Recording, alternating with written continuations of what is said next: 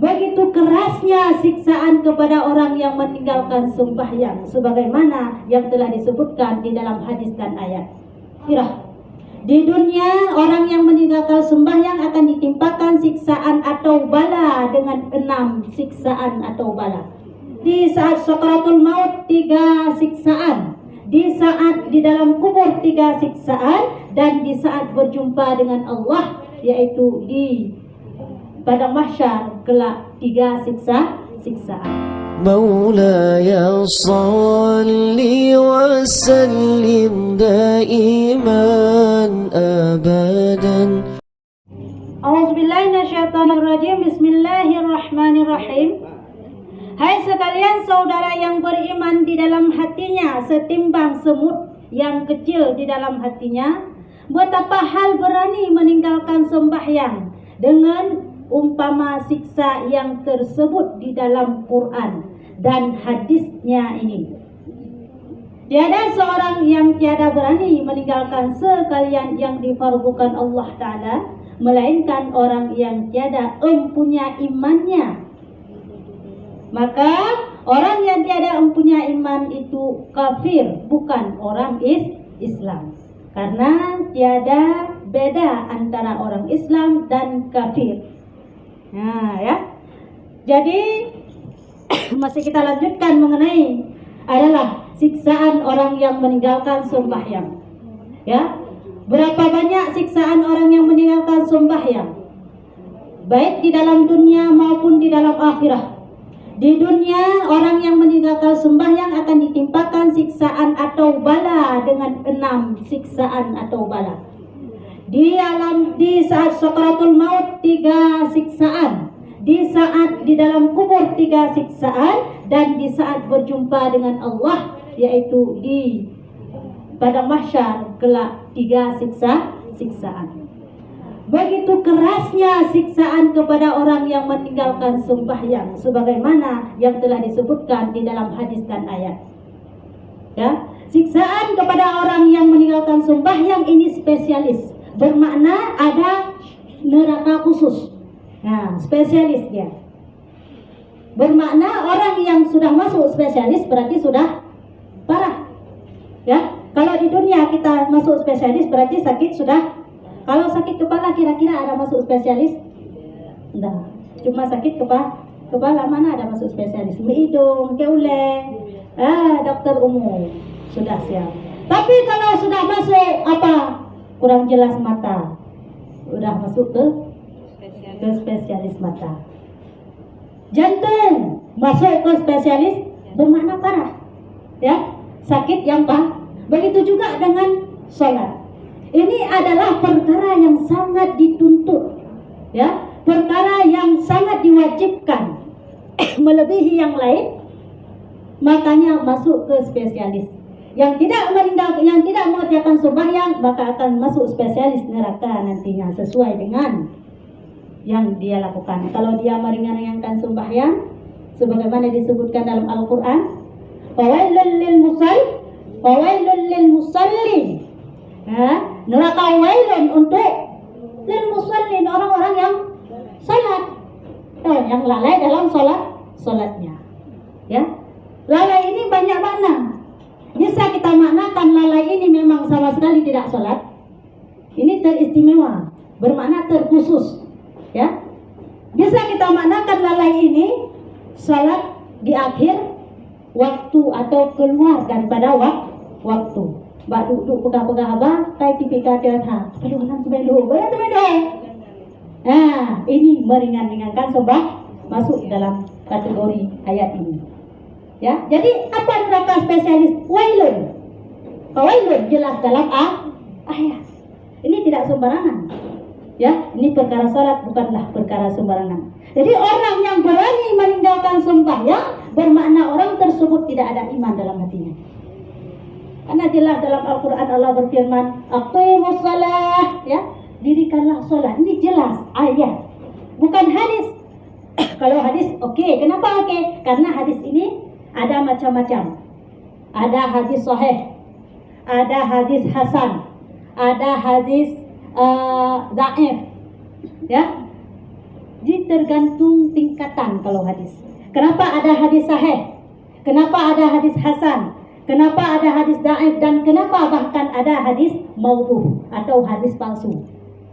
Ya, sebenarnya semua hadis ini bersumber daripada baginda Rasulullah. Sesuatu yang dikatakan oleh Nabi, sesuatu yang dilakukan oleh Nabi, baik berupa perkataan, ya, ikrarnya Nabi ataupun perbuatannya Nabi, ini disebutkan dengan hadis. Lantas kenapa dalam hal hadis ini ada tingkatannya? Kadang-kadang kita timbul pertanyaan. Tidak sama dengan ayat. Kalau ayat jelas, tidak ada tingkatan, jelas sumber utama hukum Islam. Tetapi kenapa hadis ada tingkatan? Ini tergantung perawinya. Ya, yang namun semua adalah bersumber dari Rasulullah, cuma perawinya saja. Kadang-kadang perawinya adil. Ya, perawinya adil, tidak pernah berbohong. Dikatakan dengan adil, taat kepada Allah, tidak pernah berbohong, tidak pernah menipu, soleh. Ya, perawinya adil, maka tingkatan hadisnya sahih. Tidak mungkin orang soleh menipu. Nah, jadi tingkatan hadisnya sahih. Kadang-kadang ada para sahabat yang sahabat suka ngomong, lagi kita yang masjid. Ya, galak pegah ba. Kadang ada bino, ada pegah ino. Jadi biasa tancuk laba. Tidak senang kalau tidak ada laba. Jadi seorang yang merawikan hadis yang suka ngomong, ini tingkatan hadisnya nanti bisa-bisa dhaif. Panenya, dia bang pegah di urunyan betul. Lagi Nabi menung kubur. Buat tak pegah banyak. Man kata sinyo hadis ban dhaif, nyo demo. Ya, tergantung. Ataupun sanadnya terputus sehingga jatuh kepada hadis dhaif. Dengan sanad terputus. Yang bukan dengan sanad yaitu rentetan hadis. Kita pegang masalah hadis baju. Ya, jadi bang hukum. Berarti ada kau bahana tak tepu deh. Rentetan hadisnya terputus. Misalnya dari sini saya berkata besok kita tidak mengaji. Bukan pokoknya. Dia bukan pokoknya. Terus kena kerihan apa? Tak bukan pokoknya. Sehingga ada yang tanya kan, "Hei, siapa kehadiran? Hana itu thole." Ya, terputus. Hana itu thole pokoknya nak kena ngaka. Tanggung dengan gak sehingga bukan ini hana pun. Ya, jadi siapa kehadiran dia yang balik tanya. Hana itu thole. Ya, dan terputus. Ya, jadi untuk ke hadis dhaif. Ya. Jadi itulah tingkatan hadis. Jadi tidak sama ayat dengan hadis yang inti ingin kita katakan. Karena kalau ayat memang sumber utama dalam hukum Islam, tidak ada istilah dhaif, hasan ataupun sahih. Tapi kalau hadis ada hasan, ada dhaif, ada sahih. Yang namun semua hadis itu bersumber dari Rasulullah, dan bahkan tingkat hadis yang dhaif boleh kita amalkan. Ya, jadi kadang-kadang kita menumpuk menawak bawah-bawahnya. Pani hadisnya ini, karakan hadisnya. Pani hadisnya. Oh, nya hadis dhaif yang tidak pakai. Kenapa ni kan? Hadis dhaif yang tidak pakai. Kalau hadis dhaif itu bisa dipakai untuk amalan bin nafsi, untuk amal diri sendiri, tidak masalah. Karena semua hadis bersumber dari Rasulullah. Ya, jadi hanya pendawa ini tingkatnya. Kecuali nanti adalah hadis maudhu ataupun hadis palsu. Ya, yang hadis palsu itu bukan dari Rasulullah. Tapi urang galak-galak pegah berarti dari Rasulullah. Ya, kembali lagi ke sini. Jadi dalam hal salat ini ada perintah langsung dari Allah, ada dari Rasulullah, ada siksaan langsung yang ditimpakan yang disebutkan dalam Al-Quran oleh Allah ataupun dalam hadis Rasulullah. Kalau kita meyakini bahwa ada siksaan dan ada suruhan yang langsung dari Allah, apakah kita mau meninggalkan salat? Kalau mau berarti tidak ada iman yang tentang inti. Ya, jadi orang yang tidak ada iman, otomatis orang tersebut kafir. Ya, makanya dalam hukum Islam disebutkan dalam kitab Sabilah, barang siapa yang menafikan kewajiban sholat, setelah dia tidak mau mengerjakannya, tapi dinafikan lagi. Bagaimana maksud dinafikan? Ditiadakan. Bahkan hana semayang itu, hana jadi semayang balik. Ya, dinafikan. Lupa hana wajib. Otomatis dalam perkataan tersebut orang yang mengatakan tersebut dihukum murtad. keluar dari Islam. Dan dianjurkan bagi kita yang mendengar untuk menyuruh dia bertaubat. Jika tidak mau dia bertaubat, maka halal darah dia. Ya, Mbak, nah? Jadi tidak ada istilah kita nafikan sesuatu yang jelas-jelas disebutkan dalam Al-Quran. Sesuatu hal yang jelas-jelas disebutkan suruhan ataupun larangannya di dalam Al-Quran, di dalam hadis, di dalam ijma' dan di dalam qiyas, ya, apabila kita nafikan maka dihukum kafir. Nah, baru kan lagi yan pekan hanan tumayang iron. Ayo tumayang, sakit keing, sakit punggung, macam sakit. Hana kepegah hana wajah tumayang cuma alasan sakit. Pegah hana tumayang kutai dulu. Ini istilah uragam.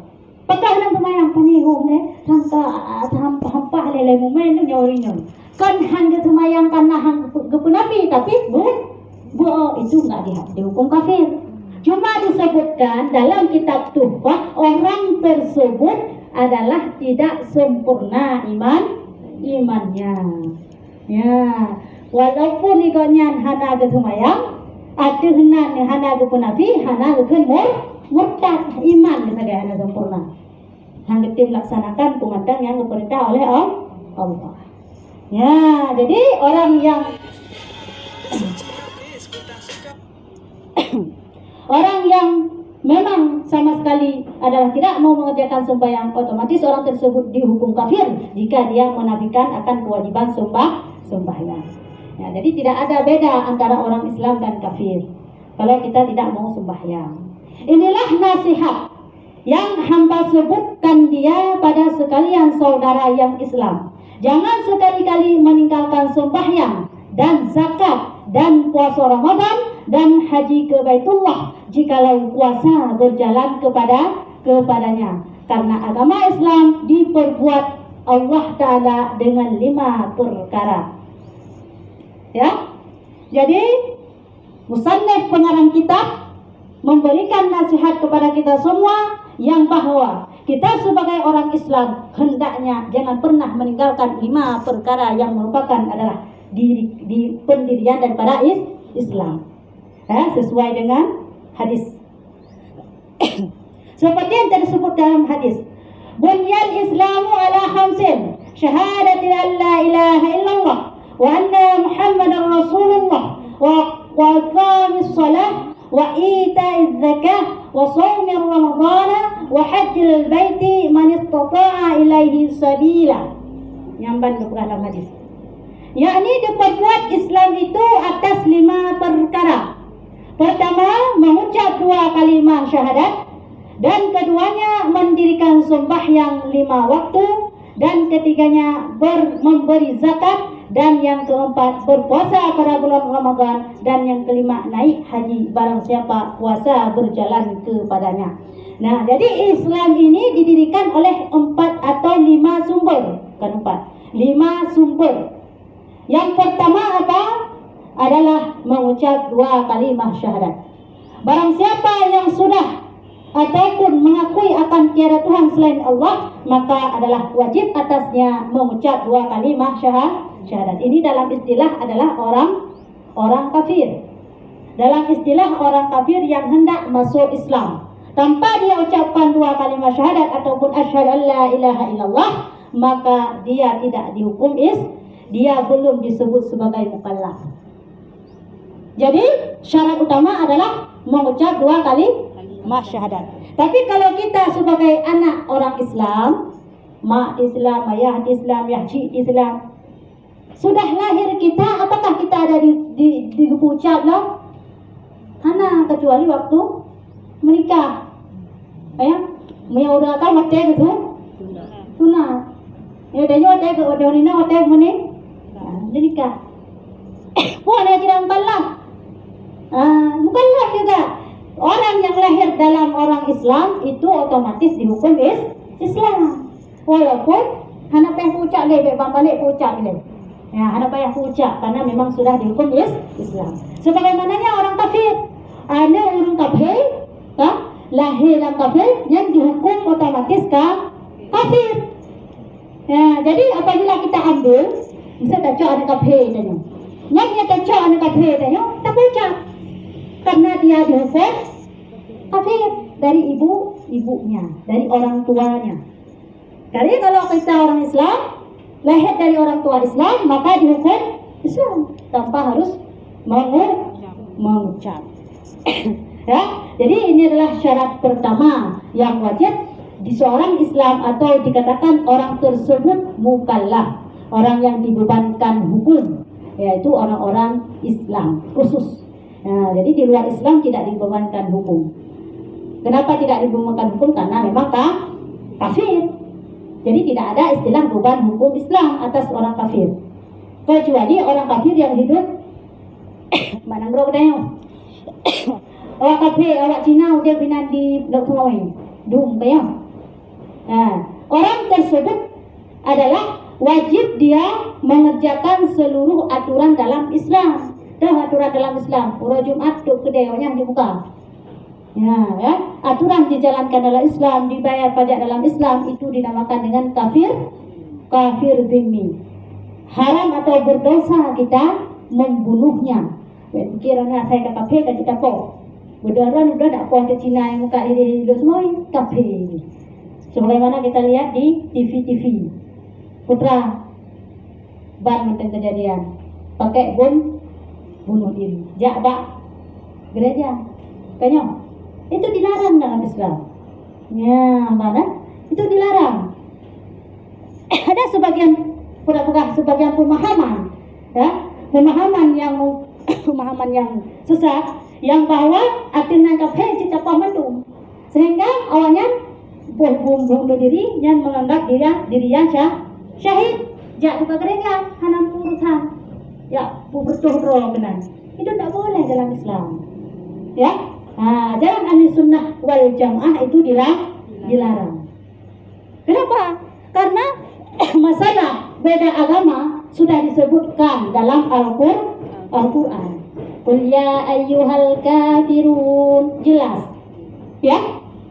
Ini adalah toleransi dalam agama. Bermakna toleransi lakum dinukum waliyadin. Bagimu agamamu, bagiku agamaku, nggak ada urusan. Bermakna jangan pakai bom bunuh diri untuk pergi ke gereja. Orang itu agama mereka sembah Tuhannya di gereja, silakan, asalkan jangan ganggu saat kita beribadah. Agama mereka untuk mereka, agama kita untuk kita. Makanya jangan salah tafsir ayat. Ya, ini ada lagi sebagian orang tafsir ayat bukan begitu. Lakum dinukum, ini ada toleransi dalam agama. Terus kalau ada punah nih, apa itu namanya, hari kebesaran orang itu Natal misalnya, ya. Kalau ada Natal, kayak selamat Natal ya, show. Itu berdosa, malah bisa jadi murtad. Mendakun selamat Natal. Seolah-olah kita mengakui akan kebenarannya Nabi Isa itu sebagai Tuhan. Karena Natal kan orang itu memperingati kalau kita naiknya Isa ke langit ya. Mereka meyakini bahwa itu adalah tempat Tuhan Yesusnya, ya. Kenaikan Yesusnya. Kalau kita mengatakan selamat Natal, maka nyangka salah diubah. Bisa-bisa jadi murtad. Ya, jadi masalah toleransi ini adalah ingat betul-betul jangan ganggu urusan mereka. Jangan sampai terlalu peduli sama mereka. Kiban peduli? Orang Natal selamat Natal. Man kiban istilah musuh contoh kanyo mau ditak-tak ngawa kape. Orang Natal ipakat jak urung uji ni musuh dah baga. Mudah urung raya. Ya, wujud tajak. Orang bertanya. Ya, kalau masalah jak muja silaturahmi, jak kena jak hanam salah jak aju. Tapi jangan pernah terbisik dalam hati bahwa benarnya hari Natal orang tersebut tak kuraya urawaknya. Munya tanya terbenar dalam hati untuk kuraya urawaknya, maka jud murtad. Ya, jadi dalam istilah kita berkawan dengan orang kafir, karena sunat mengatakan kepada orang kafir itu kafir, jangan katakan non muslim. Pak itu ajaran non muslim. Coba gak? Mulai dalam Al-Quran jelas kan kul ya ayyuhal kafirun. Nah kan kul ya ayyuhal non muslimun. Tidak ada. Ya, jadi kita mengatakan kafir kepada orang selain Islam itu sunat dapat pahala. Mengatakan non muslim hana pahala sunat. Ya, yuk sudah deh. Nampak dino teka ajaran yukun non muslim yang sudah kira-kira untuk menghormati. Ya, orang itu marah. Apakah kita tidak takut marah sama dia marah oleh Allah? Ya. Memang kafir. Dijelaskan orang kita sama Tengku itu bahwa itu dalam Quran jelas-jelas yang bukan Islam kafir. Ya. Jadi sunat kita mengatakan kan? Kafir. Ya itulah orang itu nggak mau. Kenapa? Karena mau orang itu orang tersebut dihargai. Padahal tidak perlu kita menghargai. Cukup kita jangan mengganggu. Ini yang dikatakan dengan toleransi. Ya, Mbak Ana. Jadi inti yang ingin kita katakan adalah mengucap dua kalimat syahadat adalah pangkal utama ataupun level utama untuk kita dikatakan sebagai orang Islam. Yang kedua apa? Mendirikan sembahyang. Nah, mendirikan sembahyang sehari semalam 5 waktu. Inilah sembahyang yang wajib. Ada yang sehari semalam berapa rakaat 5 waktu? 17 rakaat. Ada yang 15 rakaat. Ya. Ya. Yo nak kita. Nah, lihat dulu. Tiga orang bersemayam dalam surah semalam 15 rakaat, 17 rakaat. Betul dengan. Nah, tiga orang bersemayam 15 rakaat. Betul syukurnya. Anak tak tahu. Nah, tiga orang tu bersemayam 13 rakaat. Ya, mandum betul mandum anak tahu. Alasan yang 17 rakaat jika jelas-jelas sehari semalam 5 waktu.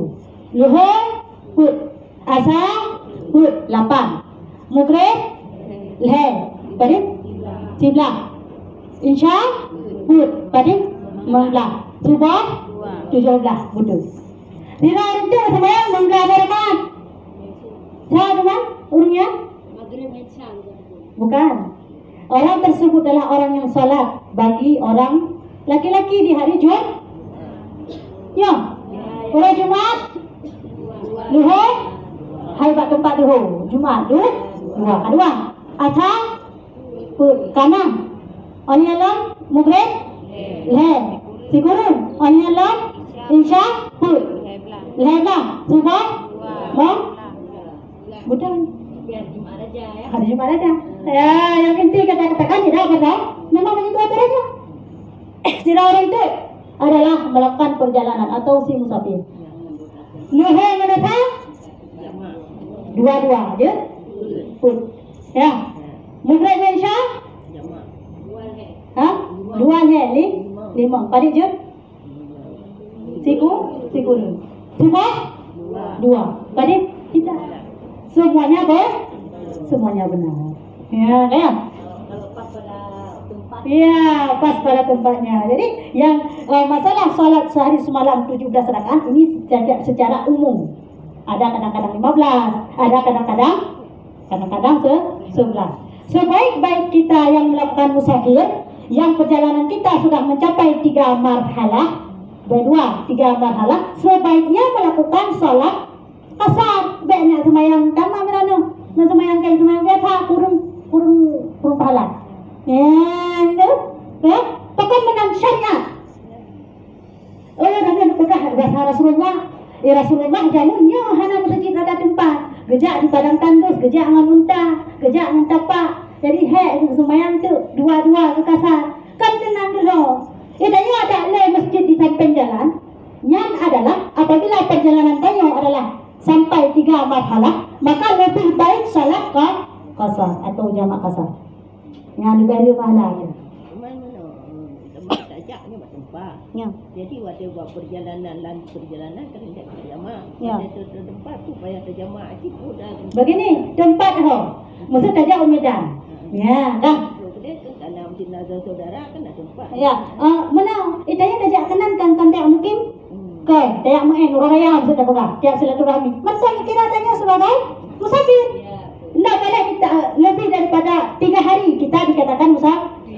Uro baru hanani. Kata hinang kata 3 minggunya baru hanani. Temannya mungkin ajaknya memang tri lagi kamu ajak melabur yo tempat tu. Ya. Ada ajak memang musafir. Ya. Duduk kedai musafir. Ya. Jadi tempat tu pindah-pindah. Ya. Kadang-kadang buat tempatnya kan kadang 2 malam. Hanang tak lah. Tak musafir. Hendak musafir kiranya macam sunat ya. Jemaah. Dari Allah pakai satu. Ya, yang syariat. Jadi harus terpercaya syariat kita ya. Harus kita lakukan adalah maka dia tata murno, tata cara jamak salat, jamak qasar, bahasa murnonya. Ya, untuk dapat halal ke. Bos. Begini dia. Ya, maksud sopir motor dari Medan Bandar Aceh ini. Ya, perjalanannya lebih daripada 3 marhalah. Kalau misalnya sopir itu memang dihantam pernah itu bermakna apa? Titik orang Tuhan hantam pernah dia bermukim itu dah pegang. Yang hanya kiram sopirnya sahabat yang puasa. Bermakna dalam hal puasa, orang yang musafir kan boleh meninggalkan puasa. Ada hana puasa handau sana pun wajib kah? Kau kan nilai, kamu nak nilai. Ya, tapi masalah supir motor yang banyak sampai ejak, hancur puasa. Ya, karena tidak pernah bermukim sampai ejak itu. Tapi betul, tugas di bulan tahu. Bulan sebelumnya supir 1, bulan kedua supir kedua, bulan kehalam supir 1 ulang. Ya, selang-selang itu dikatakan musafir. Jadi boleh melakukan jamak solat dan pun boleh meninggalkan puasa apabila di dalam bulan Ramadan. Ya, benarnya dia masalah supir lagi ya.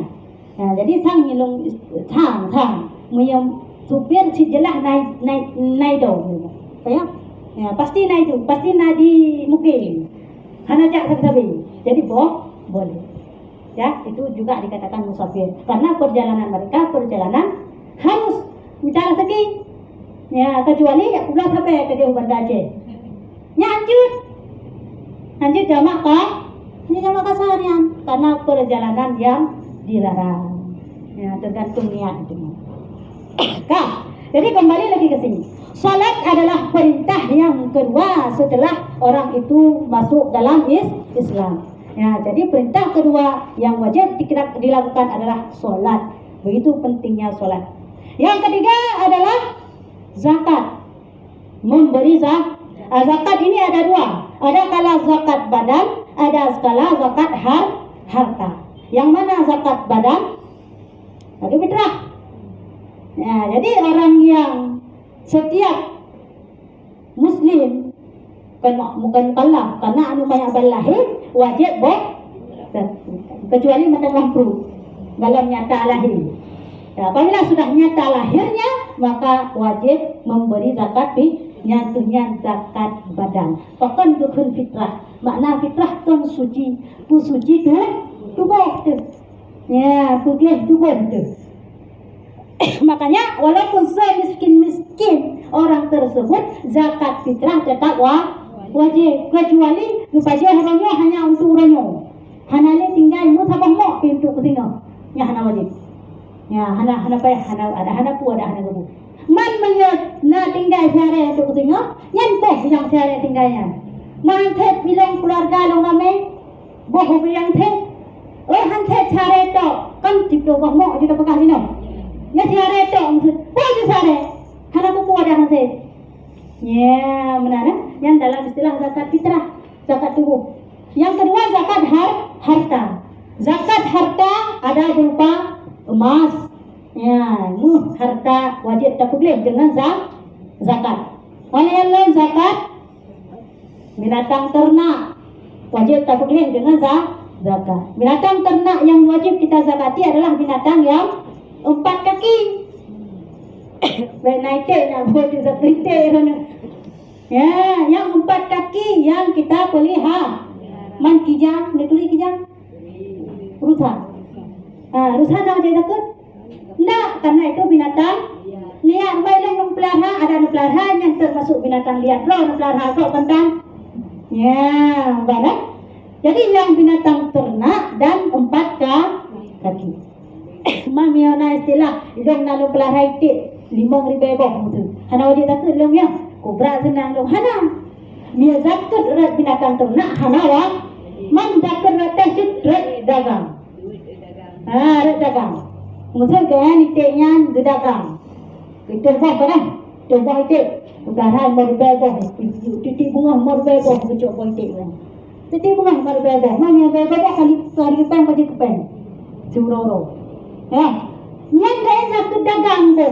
Kita dah zakut dagang 2,5% daripada harta yang takor dalam bentuk meh dan tak keluarkan wate katuh hol, wate katuh dun. Ya, ni katakan tetap wajib tu, ni tak ketitik ha? Hana benak titik kan. Bukan titik apa jaku. Ya, kan tak titik. Munya lima dah sini. Sini dah, ni kamen kasih kan? Kamen, tak kamen dah. Sini kamen.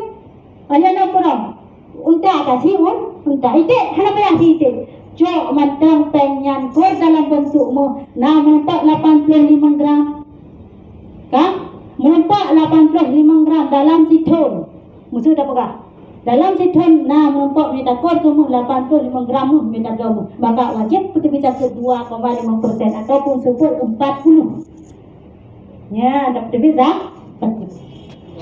Yang adalah istilah tanya dalam perdagang menacit sawit. Sawit hana wajib takut. Moya kadang buah-buah atau biji-biji hana wajib. Cuma rat perdagangan lampu sawit menentang. Koh sawit 3 koh. 20 juta. Man koh dalam 3 minggu 2 koh. 20 juta dalam 3 minggu 60 juta ada orang. Kalian omset 60 juta dalam 3 minggu ni betul? Lebih daripada 85 manyamu. Yang betul lah hana wajib takut pakai long sawit long pula. Long Quran hana, long hadis hana gitu sawit. Memang hana tapi perdagangan. Menacit buah-buahan dan jenis makanan yang lain adalah apabila terlakukan perdagangan maka hitung zakat lewat perdagangan. Dengan pen lagi dah panena yang nak untayang macam mana? Hai, punya takutmu berarti mu dia dah bagi dia tahu. Kon pen lekor dalam bentukmu. Maksud contoh, tanya dak nak pen mempak 100 juta. Dari harta aku yang tak boleh itik kah, tak boleh manok kah, sawit. Nah dalam situ merempak 100 juta yang barang tersimpan. Kan? 100 juta pada mana mu mereka gram mempak, pada gram ke gram mempak. Merempak 85 gram, 100 juta lebih kadang. Tak kena 85 gram. Ya, yang 85 gram kaji wajib putih bisa ke. Tadi support 40. Tadi ko dalam bentuk pen tu, yang ko dalam bentuk nak adalah putih bisa ke. Wajib tajuk tak turun pen. Yang kamu dia bagi pen tak apa? Pen dia bagi. Pada mesti 100 juta, nak merempak 2,5% 2 juta. Tengok. Why tengok sakai kita tu. 100 juta pen, why tengok sakai kita tu. Tak bagi itu dah. Pen ada bagi. Kurus siapa kah dah bagi, kurus siapa kah terserah tengok. Menurutnya ya, menurutnya mesti murah ni, mesti murah tak kilo berapa mu ya le mi apa yang tanya 100 juta. Tak kilo berapa tak kilo tanya. Kilo berapa tak kilo kena le berapa mu tergantung mudah. Yang tak bagi adalah uang. Pen tabungan mesti dari pegawai. Ya. Tabung pen kan 200 juta. Ya. Nya nak kena zakat. Zakat pen lagi tak pegang guna kembali lagi kepada asal tidak ada. Lagi sama dengan zakat itik, zakat manok hana, zakat sawit hana. Cuman apabila barang tersimpan, barang yang adalah dari hasil keringat tayo kerja, tayo sebagai pegawai negeri, tersimpan pen sehingga katruh tun tersimpan pen 100 juta. Dan kubah untuk pen yang untuk kemati dekah atau untuk apakah? Pokoknya pen simpanan yang intinya, ya. Apakah wajib zakat? Maka dalam istilahnya pun wajib satu pilih zakat kiaskan bakmu yang tersimpan mu tersimpan 85 gram tak ubah hanya dah pakai tidur wajib demi zakat Amir pakai hana. Yo hana dah pakai cerita. 85 gram baik itu kalung ataupun gelang tak ubah. 85 gram tak ubah hanan ke mati tu. Ya. Kegafan. Kegafan tu. Tak ubah hana tak cocok. Kasih con nak meninggal itu. Maka kau aja apa dah? Cakap. Ya, oi long hana loncok. Hana loncok long 85 gramnya. Loncok pen lain yang musuh dah pegang. Sayang long aku bicaranya. Long cok pen lain long pur dalam bentuknya. Tadi cok pen lain long baca yang jejut. Nak paham kau tu kalau meninggal tu jangan takut. Ya, mana? Ni benar ni.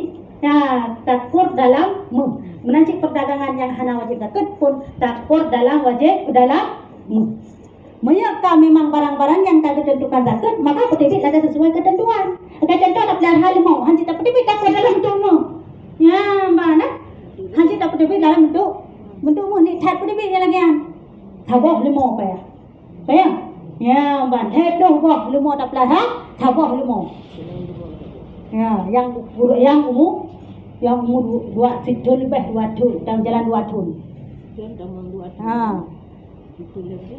Tamang 2 tun. Yan, hanya hukumnya long bentukmu macam itu. Hanya karena ada aturan Tuhan rau. Kecuali perdagangan, diukur dalam bentukmu. Harta simpanan, diukur dalam bentukmu. Ya, benar. Kami yang pegang, masalah harta bukan uang simpanan yang memang hanya ada pakai, maka kur dalam bentukmu beri satu. Ya, ya. Yang keempat adalah puasa bulan Ramadan. Ini wajib yang kalian lakukan, ya. Insyaallah, ini adalah perkara yang wajib. Bagi siapa saja yang meninggalkan dengan sengaja, maka sangat berdosa. Bagi siapa saja yang meninggalkan dengan tidak sengaja, wajib mengqadha. Karena wajibnya adalah menunaikan puasa di bulan Ramadan. Ini timbul pertanyaan yang cukup gawat. Pertanyaan, "Je tak qadha bulan puasa, bulan puasa?" Simpan cara tak kata bulan puasa, tak kata puasa, bulan puasa. Bukan itu, dunjan je tak kata puasa yang baik bulan puasa. Kan nah ini memang wajib. Maka yang saja long puasa tengah orang perle bulan Ramadan serta long kata bulan Ramadan yang thon kau ikut. Mana ini habutnya? Dia perle tipak tak 2 dut kah nampak pak? Madua nak nampak sama dengan tu. Ya, jadi kata bulan puasa apabila katinggal jumjan je. Ya, asalkan adalah bulan puasa dan umrah yang harum untuk puasa. Limang umrah yang harum untuk puasa. Umrah raya kedua, umrah raya Idul Adha umrah pertama, dan umrah raya Idul Fitri umrah pertama. Kedua umrah. Orangnya umrah tasyrik. Dah umrah tasyrik. Umrah raya Idul Adha kedua, ketiga dan keempat. Kesatu pula kita harum 2 orang raya. Berarti umrah raya Idul Adha baiknya puasa nanti pak kedua. Puasa nambah kedua kan kecok kan. Harum. Ya, ada ini pelet hala kalau dah masa harum sampai pun urangnya hana hanya puasa. Ya. Jadi sebaiknya silakan qadha puasa Ramadan. Kecuali orang-orang yang harum dan bulan puasa. Ya. Dan yang kelima adalah naik haji ke Baitullah. Ya, haji apabila puasa. Puasanya adalah puasa harta. Apabila tanya hana puasa harta, hana kelebihan harta, maka haji urung gasin adalah masjid. Ya, haji urung gasin masjid. Jadi beruhu tanya hana kemeja wajib. Dia masjid itu. Yang haji gedanya. Walaupun hana sama. Kubrat aju hana sama.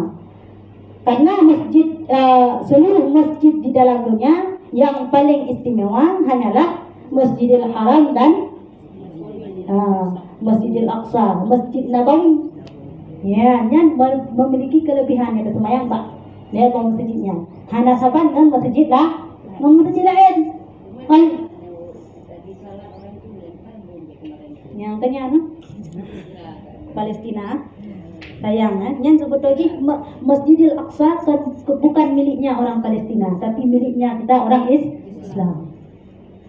Jino awak Yahudi Israel tengah memang ingin dikuasai Masjid Al-Aqsa. Bahkan Masjid Al-Aqsa. Karena sejarah di Masjid Al-Aqsa luar biasa. Apabila yang kayak itu merebut Masjid Al-Aqsa, tidak mustahil Islam akan dikuasai di mana. Makanya kita sebagai orang Islam sebetulnya wajib mempertahankan.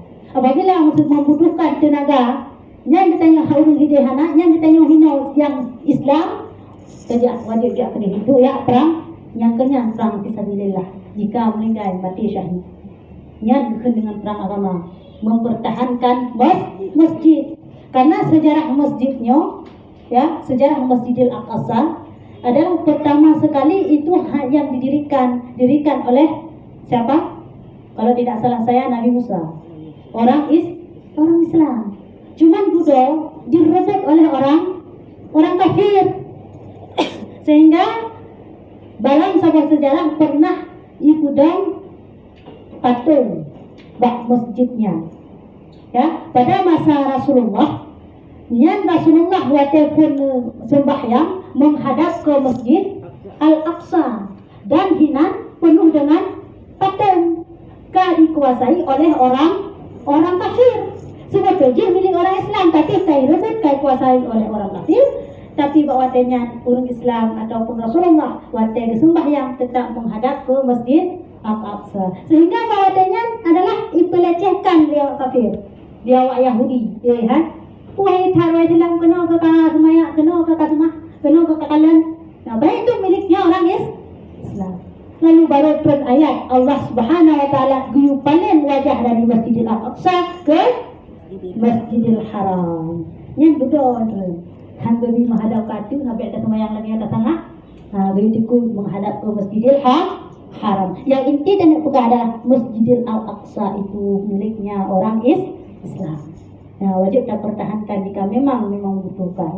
Jadi jika kalian galang dana untuk Palestina yang mana tajuknya, yang merupakan salah satu syiar syed ataupun salah satu jalan untuk membantu kita selamatkan syed adalah warga-warga Palestina dalam membela ataupun membentengi masjid yang mulia, Masjid Al-Aqsa.